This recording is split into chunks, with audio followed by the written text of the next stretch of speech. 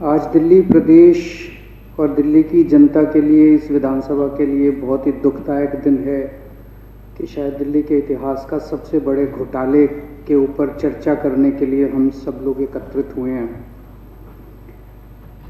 दिल्ली के इतिहास का ये सबसे बड़ा स्कैम है। एक कांग्रेस थी, कांग्रेस ने बहुत बड़े बड़े घोटाले करे और उसमें उनका सबसे प्रसिद्ध घोटाला कॉमनवेल्थ घोटाला माना जाता है। लेकिन भारतीय जनता पार्टी ने नगर निगम में कांग्रेस को भी पीछे छोड़ दिया। लोग कह रहे हैं कि भारतीय जनता पार्टी का ये 2,500 करोड़ का घोटाला कांग्रेस के कॉमनवेल्थ घोटाले से भी ज़्यादा बड़ा घोटाला है।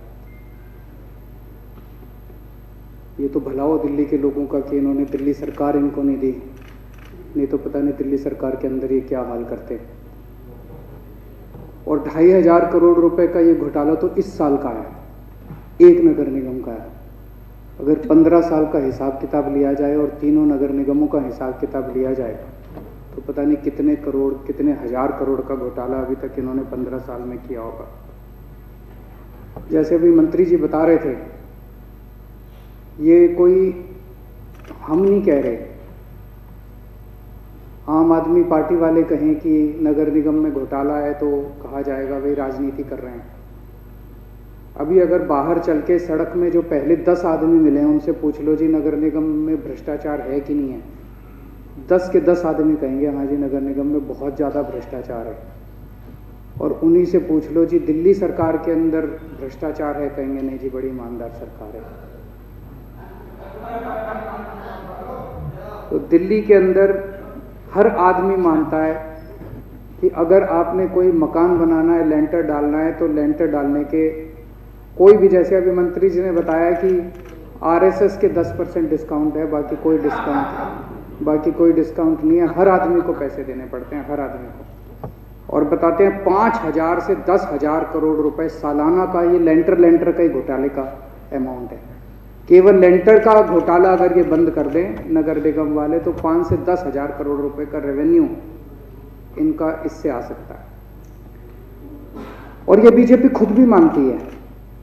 पिछली बार एमसीडी के चुनाव के पहले इन्होंने खुद कहा कि भाई हमारे सारे के सारे नगर निगम के काउंसलर अभी तक जो है वो भ्रष्ट थे, हम मानते हैं और अब हम सबकी टिकट बदलते हैं। तो अगर तुमने टिकट बदली सबकी और तुमने खुद जनता के सामने माना कि सारे के सारे भ्रष्ट थे, तो 2-4 लोगों को जेल में तो भेजना चाहिए था, 2-4 लोगों को सजा तो देनी चाहिए थी, ताकि जो नए आए उनके ऊपर एक ये रहे कि भाई जैसे पुराने वाले जेल गए वैसे तुम भी जेल जाओगे। अगर अब ये नए वालों को लग रहा है यार होता तो कुछ है नहीं, टिकट कटनी है, अब ये पद्धति बन रही है बीजेपी के अंदर कि भाई 5 साल का मौका मिलेगा, 5 साल में जो लूटना है लूट लो। ये जो नए वाले आए हैं 1 साल बच गया, लोग बताते हैं मेरे पास आते हैं जी जम के लगे हुए हैं, मतलब कोई सीमा ही नहीं है कि भाई 1 साल है, इस बार इनकी भी टिकट कटनी है, सबको नई टिकट मिलनी है। सारे ये नए वाले भी लगे हुए हैं। तो ये खुद ही मानते हैं कि बहुत ज़्यादा घोटाला इनके काउंसलर कर रहे हैं। नहीं तो एक काउंसलर जब काउंसलर बनता है तो साइकिल पे चलता है और 1 साल के अंदर उसकी बड़ी बड़ी गाड़ियाँ आ जाती हैं।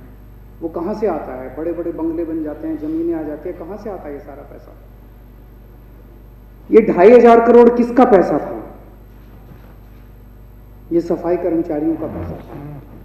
इससे सफाई कर्मचारियों के सारे एरियर, बेचारे सफाई कर्मचारी कब से अपने एरियर के लिए लड़ाई लड़ रहे हैं।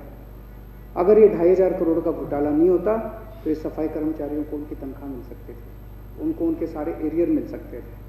अगर ये 2,500 करोड़ का घोटाला नहीं होता तो जो डॉक्टर, जिनको डॉक्टरों को 3-3, 4-4, 6-6 महीने से तनख्वाह नहीं मिल रही, जिन्होंने बेचारों ने कोविड के टाइम पे अपनी जान दांव पे लगा के लड़ाई लड़ी, जनता की सेवा की, उन सबको उनकी तनख्वाहें टाइम पे मिल सकती थी। दिल्ली सरकार एक एक पैसा बचा रही है, एक एक पैसा, हम हर चीज में एक एक पैसा बचाते हैं। सारी जनता जानती है हमारा एक फ्लाईओवर बनता है, अब तो कितने बन लिए। एक ही का उदाहरण होगा, 325 करोड़ का फ्लाईओवर बनना था, हमने 200 करोड़ में पूरा कर दिया।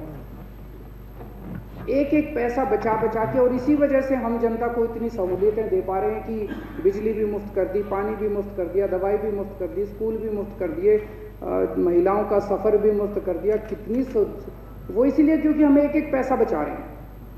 और इन्होंने एक पुल बनाया, वो रानी झांसी फ्लाईओवर कितने का बनना था? नहीं, 180 करोड़ का बनना था, 187 का, और शायद 730 करोड़ का बना, पूरा हुआ। बनते बनते बनते 187 करोड़ का फ्लाईओवर जो बनना था वो बन के 730 करोड़ का पूरा हुआ। हमारा 325 करोड़ का फ्लाईओवर 200 करोड़ का पूरा हुआ। फिर कहते भ्रष्टाचार नहीं है एमसीडी के अंदर। बताओ, ये भ्रष्टाचार नहीं तो और क्या चीज़ है? इतना भ्रष्टाचार कर रखा है, अगर यहाँ पे गिनाने लग जाए तो पूरी रात बीत जाएगी यहाँ पे। ये सारा पैसा जनता का पैसा है, जनता टैक्स देती है। दिल्ली की जनता कड़ी मेहनत करके, रात दिन मेहनत करके, अपने बच्चों का पेट काट के नगर निगम को टैक्स देती है। उस जनता के पैसे की चोरी हुई है। अगर ये 2500 करोड़ में कैलकुलेट कर रहा था, अगर ये 2500 करोड़ का घोटाला नहीं होता, इसमें भाई साहब 7500 बेड के नए अस्पताल बन सकते थे, इसमें 12500 मोहल्ला क्लिनिक बन सकते थे, 12500 मोहल्ला क्लिनिक दिल्ली में बन सकते थे अगर ये 2500 करोड़ का घोटाला नहीं होता। लेकिन बड़े दुख की बात यह है कि जब सीबीआई की मांग करने के लिए जब राघव चड्ढा, उन्होंने कहा मैं अमित शाह जी से मिलने के लिए जा रहा हूं, तो उनके घर पहुंच गई सारी दिल्ली पुलिस।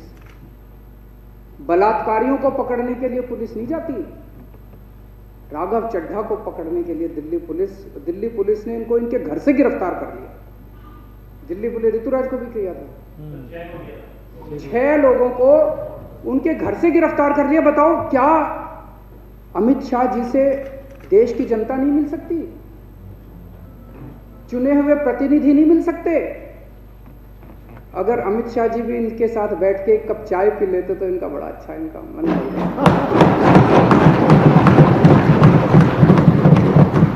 अब देखो, बेचारा शक्ल से गुंडा लगता है, शरीफ आदमी, भोला सा लड़का लगता है। अमित शाह जी का क्या बिगाड़ लेता है?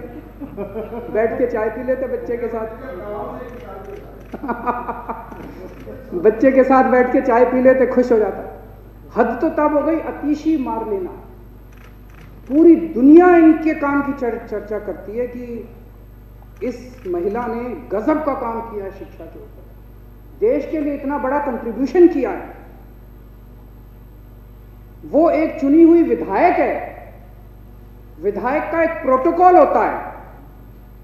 वो एलजी साहब से मिलने के लिए गई और उनको अपराधियों की तरह घसीट के, अपराधियों की तरह, मैंने देखा वो वीडियो, मैं मतलब रोना आ गया। अपराधियों की तरह घसीट के उसको बस में डाल के और उनको उठा के ले गए। एक कप चाय एलजी साहब इनके साथ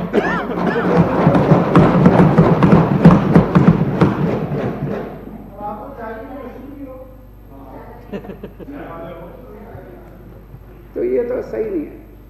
आप कह रहे हो कि अगर ये घोटाला साबित हो गया तो मैं इस्तीफा दे दूंगा। सीबीआई की जांच करा दो, सीबीआई तो आप ही के पास है। सीबीआई की जांच क्यों नहीं कराते?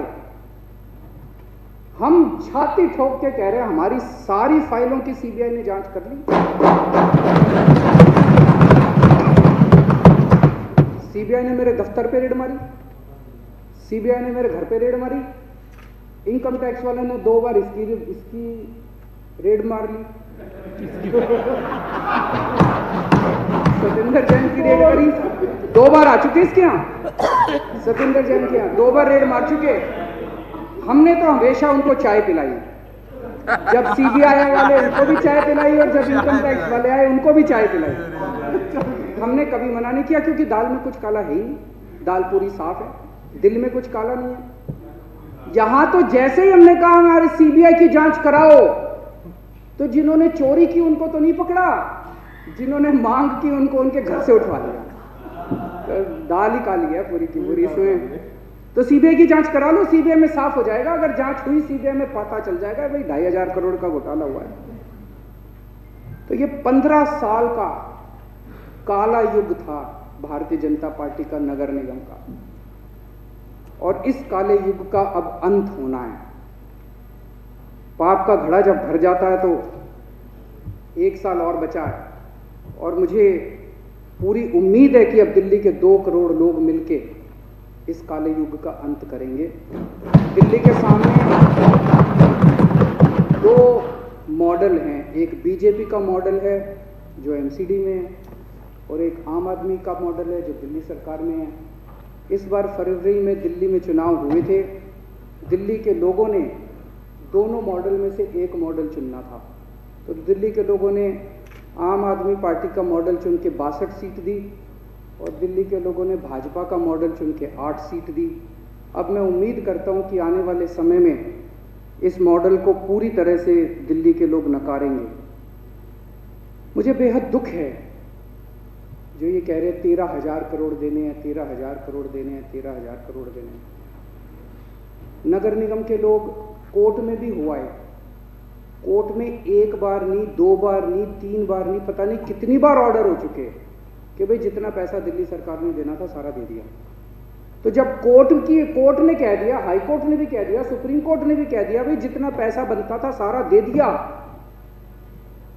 तो अब ये जब आ रहे हैं तो कह रहे जी 2,500 करोड़ तो खा लिया, और दे दो, और दे दो, 13,000 करोड़ और दे दो, 1 ही साल बचा है, 1 ही साल बचा है जी, जल्दी दो, जल्दी दो, 13,000 करोड़ बचा है और दे दो। हाय हाय लगी पड़ी है, हाय हाय लगी पड़ी है, और अब उनको भी नजर आ रहा अगली बार टिकट तो मिलनी नहीं है, तो सारे बेतहाशा 13,000 करोड़ दो जी, 13। मेरे पास इतने फोन आ लिए लोगों के, बोले जी हमें नहीं पता बनता है कि नहीं बनता इनका, लेकिन अगर बनता भी हो ना तो भी मत देना। अब